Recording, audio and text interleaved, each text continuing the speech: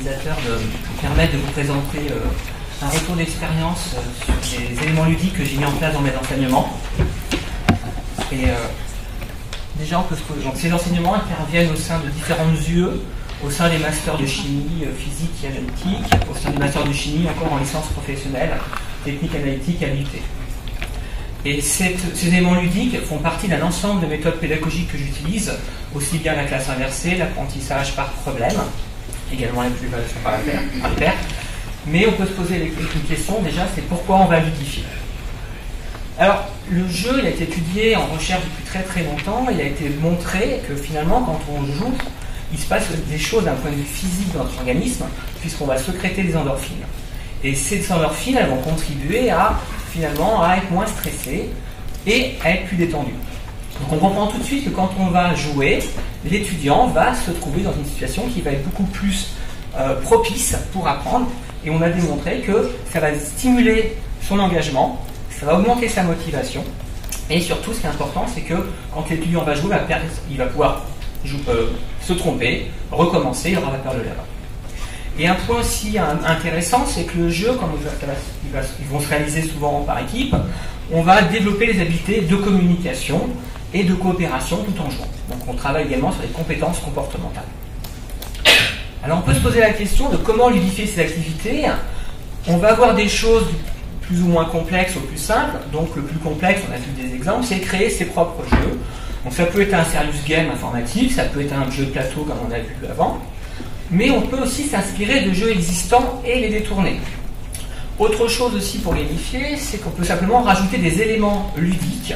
Donc ça peut être des gains d'expérience, des récompenses, des niveaux ou des badges. Alors nos plateformes pédagogiques nous permettent par exemple de facilement rajouter des badges. Donc on peut avoir des badges de réussite. Là, ça c'est typiquement, j'ai un QCM, je vais essayer de faire le QCM qui est optionnel pour avoir le badge. Alors les badges, c'est... Moi, j'ai une application de course à pied, je peux gagner des badges. Je me rends compte qu'à chaque fois, j'en fais toujours plus. Et pour les étudiants, ça va être pareil. Alors, ces badges, généralement, on décrit les actions qu'il faut faire. Donc, par exemple, c'est des badges de participation. Donc, par exemple, ça va être sur un forum de discussion. Malheureusement, ce type de badge-là, il est attribué directement par rapport à une action qui a été faite. Le fait qu'il ait posté un message, mais on n'a aucun retour sur la cohérence. Donc la première année, j'ai mis en place les badges. L'année d'après, je me suis dit, ok, ça va pas. J'ai des interventions qui ne sont pas très pertinentes. Donc j'ai mis en place un badge sur les meilleures interventions sur le forum. Et c'est moi qui donne ou pas ce badge-là. Et là, ça a été vraiment un élément important parce que là, les étudiants ont commencé à apporter du contenu scientifique, des articles. Moi, j'ai vu cet article-là, il peut être intéressant.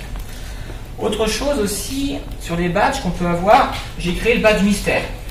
Donc j'ai plein d'éléments, alors on ne peut pas mettre des badges sur tout ce qu'ils vont faire, mais le badge mystère va permettre, par exemple, de récupérer ce badge, mais sans que l'étudiant sache comment.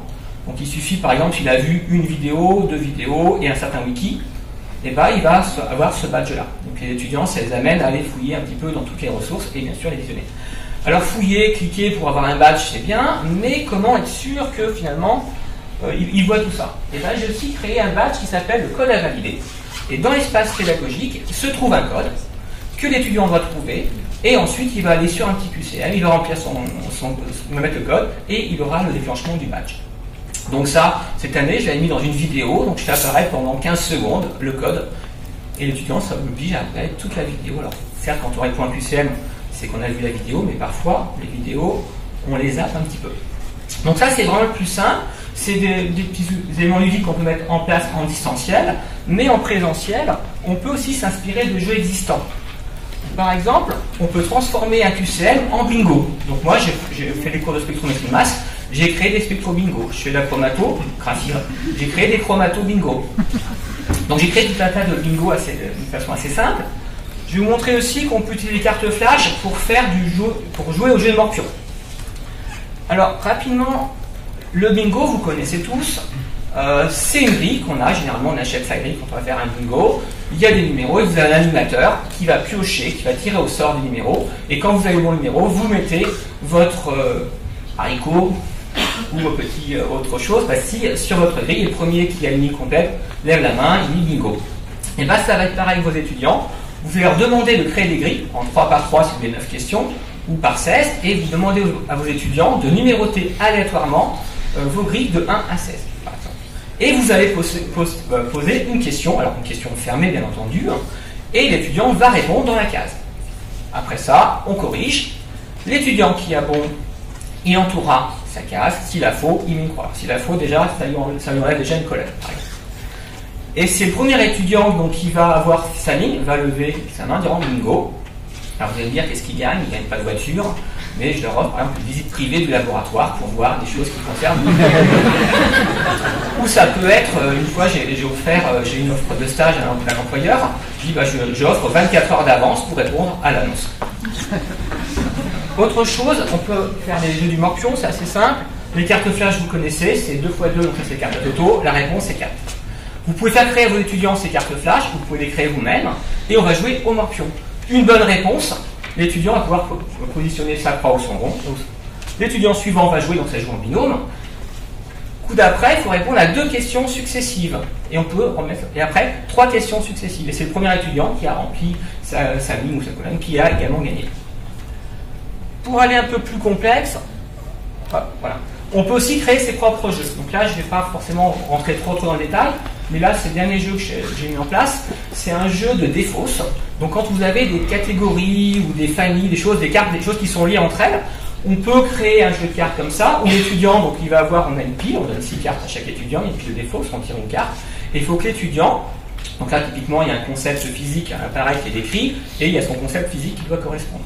Et donc l'étudiant qui a la bonne carte, il va se défausser. Alors, il y a une petite composante aléatoire. Si l'étudiant a le dernier chiffre, il peut aussi déposer aléatoirement sa carte. Et s'il a la dernière carte et la bonne réponse, il peut défausser 2 cartes. Donc ça, il y a le côté stratégique qui va commencer à rentrer en ligne de compte. Alors on peut dire, oui, on joue, mais qu'est-ce que j'ai comme interaction? Et bien il y a aussi dans la règle du jeu la possibilité de demander une vérification. Parce que là, c'est vraiment un jeu pour apprendre. Donc l'étudiant, s'il n'est pas sûr, il dit moi je demande une vérification. S'il s'avère que l'étudiant il a raison que c'était faux, donc l'étudiant répond à la vérification, et ben on va défausser l'étudiant qui a faux va prendre la carte dans le jeu, la main de l'étudiant qui avait demandé cette vérification. Donc ça c'est assez simple à mettre en œuvre. Donc là pour l'instant je suis sur ce jeu-là, là vous avez ici les premières versions au niveau de l'infographie, donc c'est encore en cours. Mais le jeu il tourne en bêta version, on l'a imprimé pas dans ma cuisine mais dans mon salon. Alors on peut aussi aller sur des jeux un peu plus complexes et je vais m'arrêter là.